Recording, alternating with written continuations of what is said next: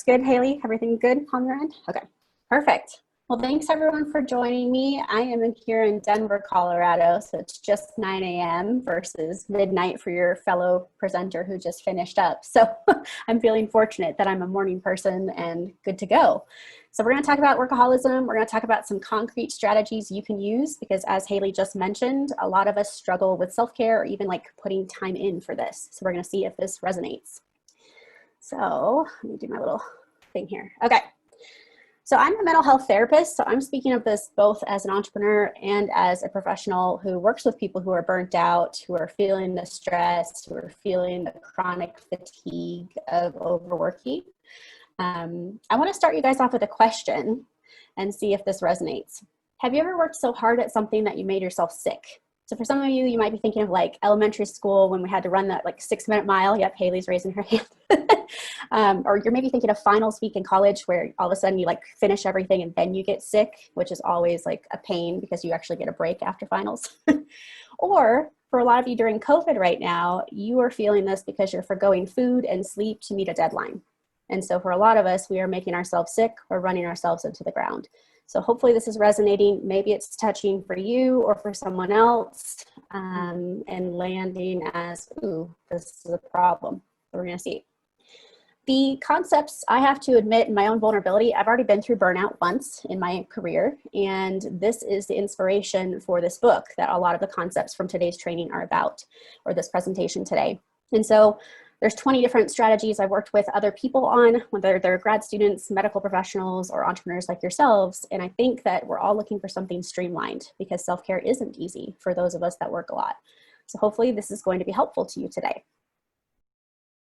So if you're willing to participate, I have my chat box up so I can see you guys chatting. But if you're willing, I want you to type into the chat box or unmute briefly here just to tell me what you think a driven entrepreneur looks like when it comes to like features, characteristics, different things they do. What comes to mind for all of you? What does a driven entrepreneur look like? Tired. Robin says tired. Oh my gosh, a bunch of you said tired. Purposeful use of time. So being intentional, that's a good one, right? Strengths and challenges, of course. Driven entrepreneurs wear 100 different hats. Yes. Hi, Jean. Healthy-minded individual. Ideally, we would like that to be true. Works lots of hours. Absolutely. Chief cook and bottle washer. You guys are hilarious.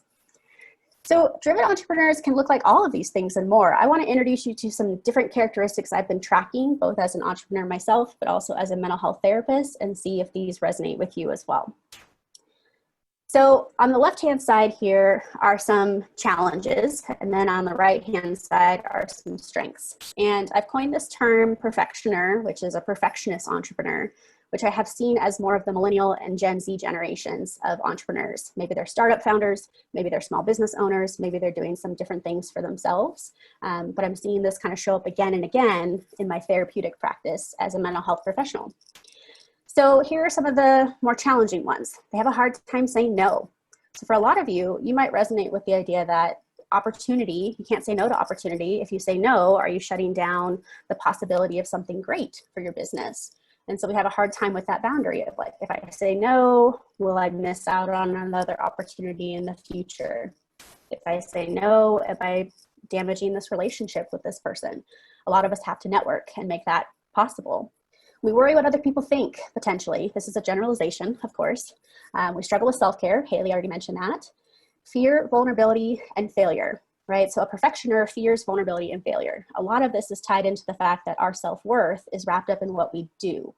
So we're only as good as what we do. That is a core belief of a lot of entrepreneurs when it comes to having like a heart-centered leadership style or a calling or a value system around their business. So work is part of their identity. It is not going to be helpful for me to look at all of you and say, stop working so much. In fact, a bunch of you might be upset with me for saying that. So we need to honor that work is a part of the identity, and therefore we need to find a way to balance it, which is what this presentation is all about.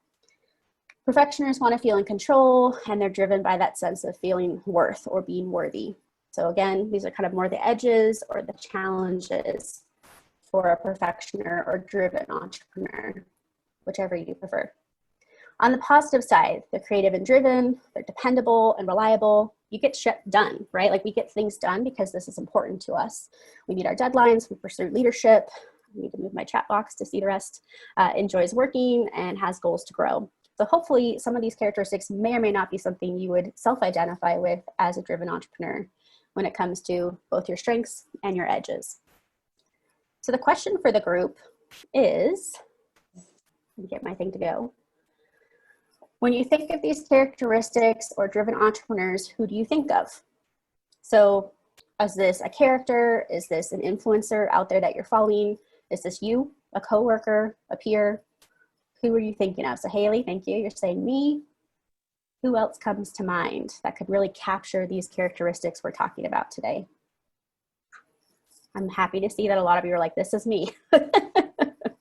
You are your own example of a driven perfectioner or a driven entrepreneur. Absolutely. So for those that are like, well, I want some more examples, this is where I get to have a little bit of fun with you, because I'm going to show you 4 characters that are what I consider a definition of a perfectioner now that this term is out there in the world. And Kelly, thank you for saying you're working on it. You want to be that example. So you may or may not recognize these faces, right? So I'm going to start on the left-hand side and talk to you about kind of that negative edge of workaholism, the people who are not finding themselves so balanced and how they show up. So for those of you who are familiar with the TV show or the book, Big Little Lies, this is the character Renata Klein. So she's played by, I have to write down their names because I never remember people's names. I don't have her name, huh? Well, this is Renata Klein's character, Big Little Lies, and you've seen the show. Oh yeah, Leslie, you know the show. You know that she is very type A, like she is intense. She is considered aggressive in how she conducts herself in the world, right? So we have to look at the edges as well as the strengths of us so that we can figure out how we want to move closer to being well-balanced. For Renata Klein, she's seen as a mom, she's seen as a driven business owner, and therefore she struggles with some of her relationships. For any of you who've seen the show, she tends to have a couple meltdowns. She's very passionate, but her relationships are suffering. This is very true for the perfectioners that I work with in my mental health practice. They're struggling with their relationships because they don't have time for them. They're making time for business and goals, but they're not putting that same energy into their relationships. The other character here on the left-hand side, oh yeah, and her husband's a jerk, says Leslie.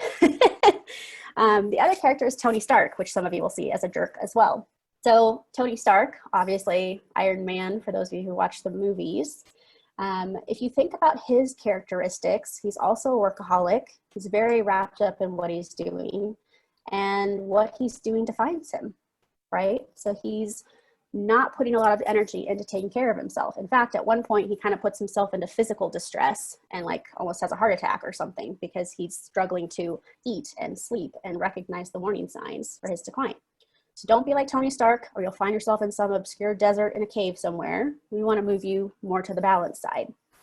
So these other 2 characters may not be as recognizable to you, so I'm going to tell you who they are. So this next one, next to Tony Stark, is Kat Ellis, who's played by Deborah Messing, and this is from the movie The Wedding Date, for any of you who've seen that movie. And I picked her as an example of a perfectioner or driven entrepreneur because she is struggling with how she shows up to other people, right? So she hires this professional to go with her as her wedding date. She struggles with what outfit to wear. She changes her outfit like 12 times. And then eventually, as she gets more comfortable in the situation she's in, she shows up more authentically. We start to like her character more. We start to relate to her character more because all of a sudden it's not just about her edges, it's about the good stuff too. Last but not least, this is Anna Riley from the movie Keeping the Faith. So this is played by Jenna Elfman.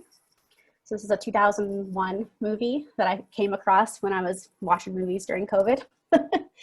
And her character is more positive when it comes to the strengths of a driven entrepreneur. She's passionate, she's driven, she's doing a lot of great things at work. She's getting those promotions and opportunities, but she's also making time for relationships. She has a great sense of humor. She's making time for her friends. And in the movie throughout, she's questioning, have I made enough time for a romantic relationship? Because that's something she finds important to her. So although she's attached to her phone and loves her work, she's also trying to stay balanced with her relationships. So now that you've seen these 4, some of you might be thinking of other examples of driven entrepreneurs or perfectioners outside of yourselves. Other examples I can give you would be like Steve Jobs, Taylor Swift would be another one, as well as Jan Levinson from The Office, if you love that show. So again, kind of thinking about the theme of these people and how they show up. So obviously we've talked about some characteristics of a driven entrepreneur, but now I want to talk about that workaholic culture that Haley mentioned as we were getting started today. This isn't just about our personalities that put us in a situation of being overworked. There is a culture that's happening. So for those of you who were tracking this particular piece, you might have seen the book that launched in March of this year, which was written by Celeste Headley, and it was called Do Nothing. And this book was really an overview of how the workaholic culture came about. So she talks about the history of we were, working sun up to sun down, and then we were forced not to work because we didn't have the technology until the Industrial Revolution. And then all of a sudden we could make this possible. Not only that, in the American culture, we're now being told if you don't work hard, you don't get a promotion. You don't get that opportunity. You don't get the raise. We have idolized side hustles and secondary income streams and different things that really challenge the boundary to have work-life balance. She also mentions in this book, and what I appreciate about it, she mentions that we've changed our expectations. We now expect people to be available at all hours. We don't expect them to sign out at 5 p.m. and have a weekend where they're not working. Now that our smartphones give us all this information, it's really hard to have a boundary and to not be working.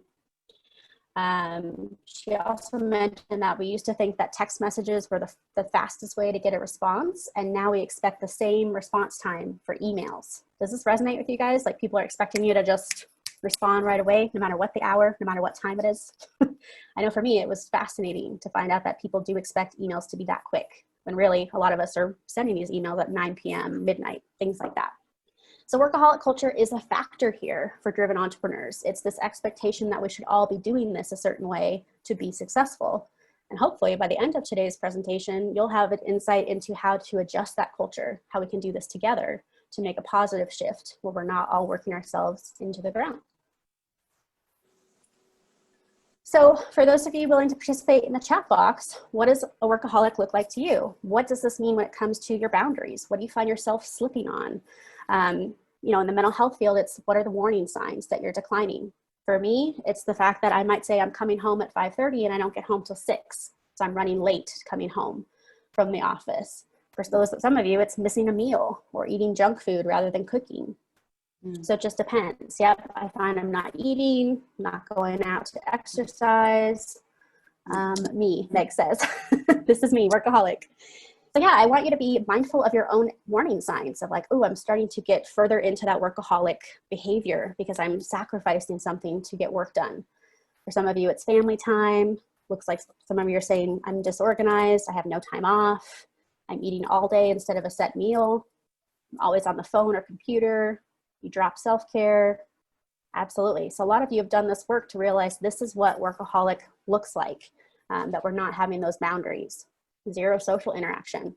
Now this gets more challenging with COVID because for a lot of us, we just don't even have the energy to be social. So I want to name that too for Mel, who just said zero social interaction. But for a lot of people, it's the boundary of I make time for family. Thank you, Noah. And you get less sleep. So some of you are like, my optimal sleep hours are this, and I'm getting half of that if I'm lucky. So that can be some examples of workaholic culture. Where does this drive us? Well, as I've already named for you, I have been in burnout, and a lot of you are falling right on that edge of saying, am I going to get myself into burnout, especially during COVID? Because a lot of us are finding ourselves with different shifts in time. Maybe you're still balancing being a parent as well as a business owner, but you're finding that you're reevaluating a lot of these things. So what does burnout look like? Well, I picked these two pictures because I feel like they embody some of the characteristics. Maybe we're forcing ourselves to work even though we don't feel good. We can't afford to take a day off. We can't afford to miss work. We can't afford to use PTO. Maybe we don't even have paid time off. If you are a solopreneur or you're doing your own thing, it's even harder to give yourself that permission to take a break, right?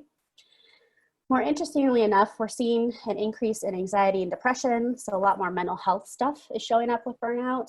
We're seeing people with hair loss, weight gain or weight loss. We're seeing outbreaks in eczema, acne, right? The body is trying to tell us something. And so this is showing up more in symptoms for a lot of people. Burnout is so real. Thank you, Noah. Yeah, I agree. I've lived it. It's not pretty. So here's an interesting thing from the lens of COVID, which is where Haley wanted us to make sure we talked about this a little bit. There can be that stomach stuff. Thank you, Kelly. But also, dentists are seeing more cracked teeth than they've ever seen in the last 6 months. Have you guys seen this article? It showed up on the news and was like, hey, what the heck is happening? Dentists are seeing people with more cracked teeth than they've ever seen. Part of this is why I picked this image of like, we're grinding our teeth, we're sitting at computers, our posture is off, and then we're so stressed that we're clenching our jaw. And so part of that is this factor of like, is this a sign that we didn't normally connect to burnout or to stress that actually is very much a factor? People who are grinding their teeth need night guards. Sure, yeah, we need to do something different to like adjust this and be well balanced. So for burnout, the question for all of you is, some of you are already going here in the chat box, but what are some signs of burnout for you? What have you noticed shows up for you if you've been in burnout before or even been on that edge, like I mentioned? So people are having some real big, this, it sounds like the dentist stuff really resonated with a lot of you. You're talking about friends who've had to have surgery, adjustment. Okay, wake up shaking. Other things for burnout, anxiety, depression. Thank you, Beth. Yeah. So physically ill, ulcers, irritable bowel syndrome. These are huge things to think about. I think the one that really surprised me when I was doing my own burnout recovery, a lot of you might find this humorous, is that road rage increases in burnout. And some of you are laughing and smiling here on screen going, oh my God, that makes so much sense. I had no idea that that was connected to burnout. I had no idea that my short fuse irritability was transferring over to how I was driving, aggressively cussing people out, short fuse, right? Like this is a connection to burnout. And as I was doing that training, it was a wake-up call of like, ooh, my driving needs to take it down a notch. I need to take a chill pill. So road rage is part of this for some of you with burnout. For others, it's comfort and sweets. So one of you had said earlier, I eat like a 2-year-old. Some of you, it's that sleep disruption. Maybe it's nausea, vertigo, huge things that can be signs of burnout. So luckily, it sounds like this group has done a lot of work on realizing what your burnout symptoms are. That is a good sign so that you can navigate it and manage it. So for those of you who are like, whew, this is hitting real close to home, I want to give you those strategies now. I want you to have some hope, because there is hope that this can get better. I experienced burnout more than 2 years ago. I'm now in a much better place. These strategies are things that I think work and I've seen work with other people. And so I'm hopeful that you can walk away today with some of those strategies. Here's the big one. As a society, we need to work towards removing that badge of busyness. So Brene Brown, for those of you who are a fan of her, just like I am, you know that she was one of the first people to mention this. She said, I don't know what's going on with Americans, but we wear this badge of busyness with pride. We're happy that we're busy. We're told this is a good thing. And so we just, for a long time there, didn't even question it. So we need to remove that badge of busyness, because what's happening is people are saying, how are you? And we're saying busy. How's your life? So busy. And that's not really giving a genuine connection to another person, let alone it's not emotional at all. It's more factual of I'm swamped. So we're going to remove the badge of business with some of these strategies, and we need to also redefine self-care. So here's a question for the group. When you hear the word self-care, what does that mean to you? What do you think of when I say self-care? Taking care of yourself. Taking care of yourself, exactly. What are examples of this for people? What do you do for self-care? Let me speak if it's okay. I say, you know, whatever works for you individual, but health is really important, because if you have stress and have all that, what you experienced, the burnout. I've been in management for many years, and I've seen the sign before my employees get to a burnout, and I make sure I really work with them along the way. Awesome. None of my employees, I've came to places where I had burnout employees and took them out of it. Just exactly what you're saying. And big part of it is just take care of yourself, look in the mirror, love yourself, take care of yourself and everybody around you. But you're number one. If you don't take care of yourself, you have no chance. Exactly. We have to take care of ourselves, or we can't be present for anybody else. That includes family, coworkers, our jobs, everything. So I'm seeing people in the chat saying they're going for walks. I love that. Movement is huge. Massage, being in nature, walking in the woods, it looks like, taking photos, nice. So we've got some good examples here. However, here's the challenge.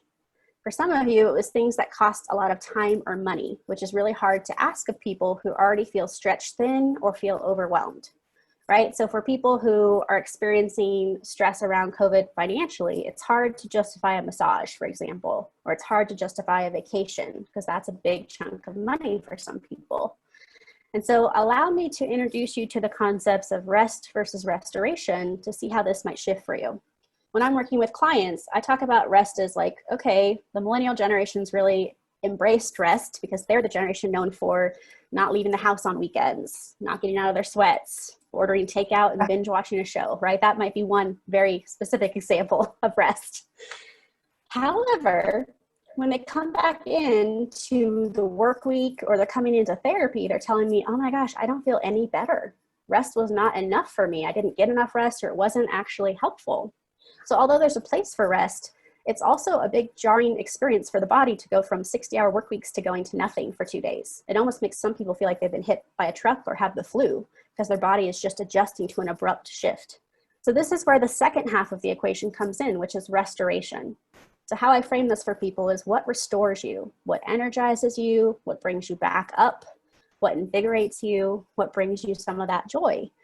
And for a lot of people, those examples of restoration look so different than self-care. And maybe they're not even about financial or time commitment. They're small snippets that bring them joy. So for those of you who wrote about taking a bath or taking a walk or taking photos in nature, these things don't have to cost a lot of time or money and are much more approachable to driven entrepreneurs because you can do them in mindful chunks.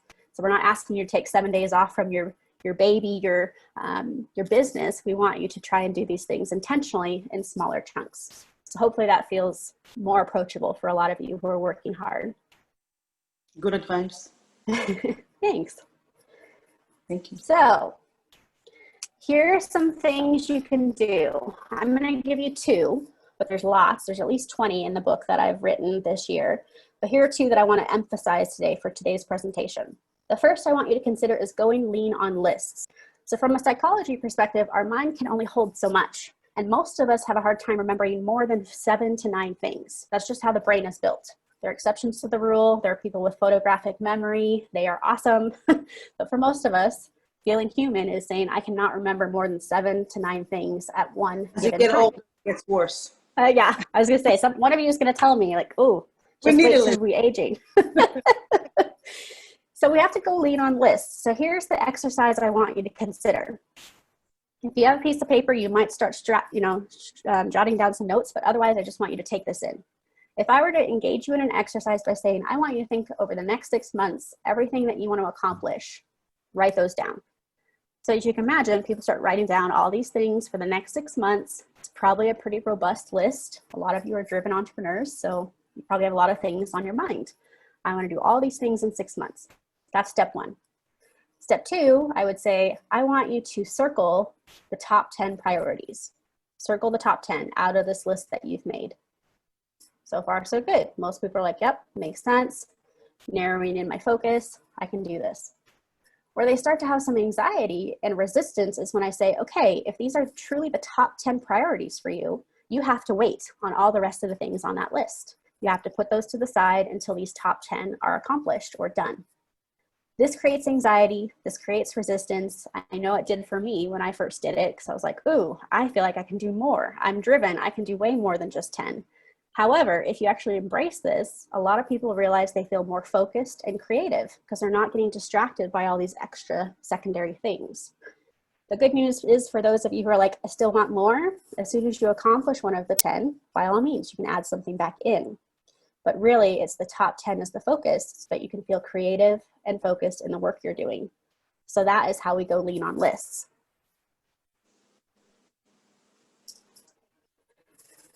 The second concept I want you to chew on is asking yourself who's in your orbit. So here we are, a bunch of amazing entrepreneurs in this summit today, and you're building some connections. Asking yourself who's in my orbit is like you being the center, the sun, and having these people surrounding you. It's like that positive quote that people like about you are the culmination of the 5 people you spend the most time with, something like that. We need to take that into consideration as an entrepreneur. Are you surrounding yourself with fellow entrepreneurs? Are you surrounding yourself with people who are positive, invigorating, energizing to be around? Are there people in your life that when you're around them, they give you creative ideas, they inspire you? Now, with this question, we also need to recognize the people in your life that might drain you, right? These are the people we might need to really be mindful that we spend less time with them, or we might have to kind of bolster the before and after meeting them so we don't feel so drained. Something positive before, something positive after, restrict the time. This question usually comes up of like, well, what if my family members are the ones that feel kind of draining at times? And I want to honor that they're your family. So of course you still have to have some sort of connection. But then maybe you're very intentional about how much time you spend or what you're doing before and after. So this concept really helps people open up their minds to, do I have the right people around me? Do I have people that are supportive, invigorating, inspiring, that really get your passion as an entrepreneur? I feel like I saw in our social media group that people were saying, man, all my friends are entrepreneurs because they get me. That we all of a sudden start to surround ourselves with folks that are like-minded. So hopefully these two concepts make sense of like, oh, some of you are probably already doing this to find yourself most focused and creative as possible. So as you're taking this in, if you feel comfortable, feel free to put in the chat box who energizes or inspires you. Do you have people in your life right now that are playing that role for you? Are they spending time? Are they sitting with you and you're both crafting some amazing creative opportunities? Are there people you can call and vent to when you're struggling as an entrepreneur? These are the people that you might be thinking about and sharing in the chat box if you're comfortable. Writers group, thanks Kelly, that's awesome. So with these two tips, there's also some challenges. So for a lot of you, you're already thinking about that word perfectionist, right? Because perfectioner is perfectionist entrepreneur. That's the term that we've coined. I want to challenge your thinking because for a lot of us, we were told perfectionism and entrepreneurship or perfectionism and business don't go together. And I'm here to say that that is not necessarily the case. So in this little graphic, we have our perfectionist mindset and where we want to move to, which is our perfectioner-driven entrepreneur mindset. So perfectionist thoughts would include, I should be able to do it all. If I want to get it done right, I have to do it myself. Or vulnerability is weakness. These are kind of some of the perfectionism things that people can self-identify saying, oh, when this shows up, this is what I'm thinking. To do this positive shift, we want people to get to a place where they think delegation leaves room for creativity. I don't know about you guys, but when I was told that some of these great influencers or significant business owners were delegating so they had time to focus on what really mattered to them, that to me felt like permission that we can do this too. So delegation for creativity, build that team so there's time for other passions, and that vulnerability itself can be authenticity. This is showing up with some of our biggest influencers. When you think of like Michelle Obama, Brene Brown, Simon Sinek, they're talking about being human is part of what makes us impactful as entrepreneurs. It's the heart-centered, it's the values, it's your why. So make sure that that is something that you're checking in on continuously of, does this support my why? Vulnerability, I can't even pronounce that, Susan. Something about vulnerability. All right, so that's a challenge. So here are two challenges I want to have you dig a little deeper into with me. Is it possible that we are saying yes to staying busy? Are we saying yes to stay busy in what we're doing? For some of you, this shows up as in the evening hours when things are quieter or things are kind of like slowing down, that this is the time that you normally get hit with the self-doubt, the self-criticism, the negative thoughts, the heavier emotions, because we don't have the same distractions as we do throughout the day. So what if, as a culture, as driven entrepreneurs, we're saying yes to stay busy because we don't want to feel that deeper emotion? We don't want to recognize how tired we are. We don't want to recognize the fatigue, the burnout, the unhappiness, the loss of energy. And so we need to challenge ourselves when we are offered opportunities to say, am I saying yes to stay busy? Or am I saying yes because this matters and this aligns with my goals?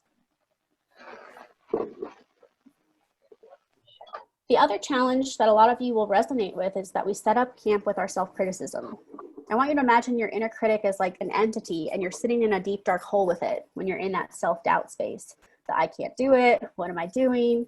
For any of you, it's that image that we all loved a couple years ago that was, I think it was called The Graph of Entrepreneurs. And it was like, I can do this. I can't do this. I can do this. What am I thinking? I can do this. It was just jumbled because that is how this feels. It's an emotional roller coaster.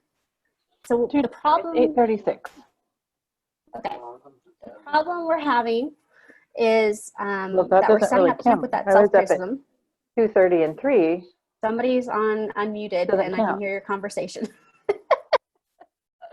I think I got her. Okay, thank you. So setting up with camp self-criticism is something that we struggle with as entrepreneurs. It's that need to have worth to what we're doing. And so we need to have a strategy to get us out of that hole with our inner critic, okay? So setting up camp with that is totally common, totally something we can experience, but we need to have strategies to not live there too long because that can be very crippling to our energy and our focus. So the question for this group is, what strategies do you use to quiet your inner critic? What works for you? What helps you pop back out of that hole when you're with your inner critic saying, oh, this all sucks, or this is really hard, or I don't know if I can do this? What strategies help you pop back out and feel hopeful? Anyone willing to share in the chat box?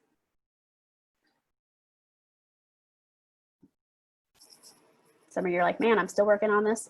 For some of you, it's distraction. For others, it's going to be coming back to those people in your orbit saying, can I just run this by you? Can I check this out? Can I be vulnerable? For Haley, you're saying, I do healing. So different things that will help you pop back out of that deep, dark place of questioning your abilities or your entrepreneurship. Hugging your grandchildren, good one. So just having that chance to pop back out and feel good about your abilities and not let the inner critic win.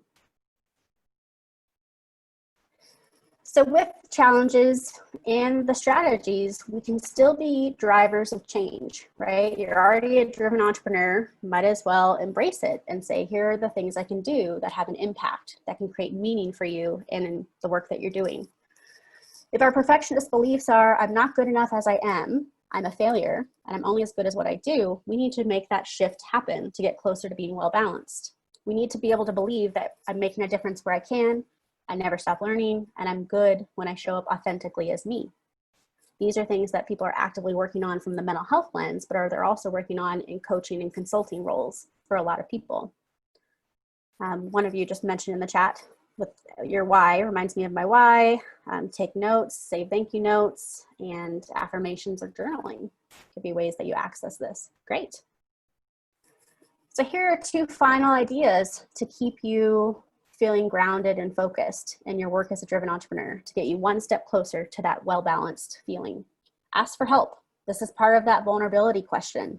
Can you ask for help from the people in your orbit? Can you ask for help from other driven entrepreneurs that you respect and value? What does it look like to ask for help to delegate things that you don't enjoy? Can you identify the things that don't bring you joy and have those be the priority to shift to somebody else? Again, it's that story of saying, here are the influencers who are delegating things so they can have the energy for the things that matter to them. This is your permission as well.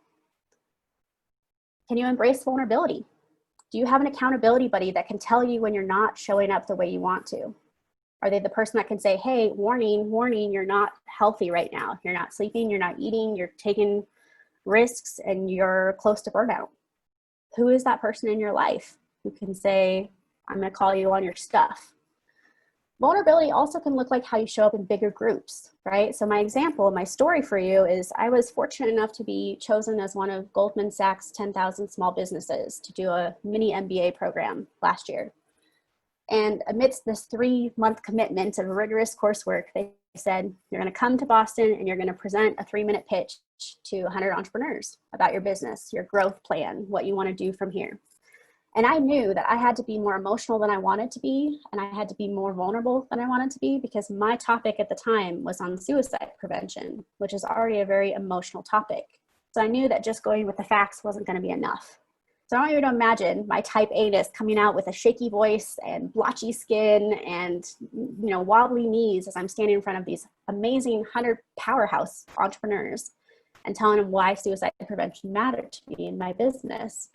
And luckily, although I felt like I was going to throw up, luckily it actually was successful. I was able to create relationships with those entrepreneurs. I was able to get a donation for our nonprofit. I was able to get partnerships in our mission. And it was because I was willing to show up vulnerably, whereas before I was like, oh, heck no, I don't want to do that. So embracing vulnerability, having those accountability buddies to say, this is how you're showing up and this is what I think you need to hear, can be very powerful to keeping you balanced. Because for a lot of us, we steamroll away into our workaholism. So we need someone to kind of check us once in a while. Could be a friend, family member, spouse, or peer, depending on who you've got going on. So hopefully at this point, you're thinking about who can you ask for help? What can you delegate? Who can be your accountability buddy? Who would these people be in your life to make you feel more well-balanced as a driven entrepreneur? So looks like Anna says, I have an accountability partner. Makes such a difference. Absolutely. Some of you are in masterminds, coaching, some of you are in writing groups. These systems or these support groups are helpful. Keeps us grounded in everything that we've got going on. So I have one final thought for you, but I want to open it up to questions here in a second. I do want to mention that, you know, this is my contact information and that all the concepts we're talking about are part of this book, Perfectioner, as well as our masterclass. But I want to open this up for some questions to see what else is coming up for you guys. So you can put it in the chat box, you can unmute. Are there lingering questions I can answer for you?